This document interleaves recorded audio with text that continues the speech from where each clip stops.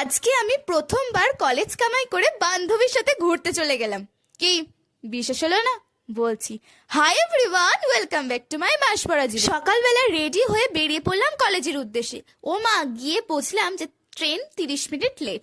যদিও বা গুঁতোগুতি করে ট্রেনে উঠলাম, উঠে বুঝতে পারি আমি উল্টো সোয়েটার পরেছি।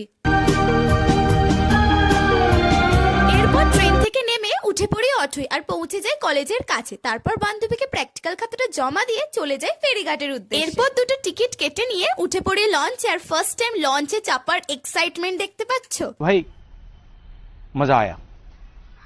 और मैं ये जो मजा লঞ্চ থেকে নেমে হাঁটতে শুরু করি। 2 মিনিট হাঁটার পর পৌঁছে যাই ফাইনাল ডেস্টিনেশনে। আর আজকে আমরা গেছিলাম নৈহাটির বড়মার কাছে পুজো দিতে।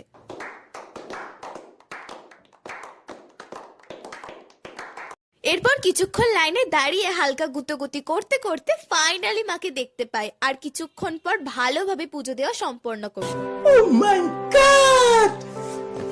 এরপর আমরা মন্দির থেকে বেরিয়ে লঞ্চে চেপে অটোয় বসে পৌঁছে যাই প্ল্যাটফর্মে। আর দুজনেই সেরকম ভাবে খেয়ে আসিনি, প্রচন্ড জোর খিদে পেয়ে গেছিল।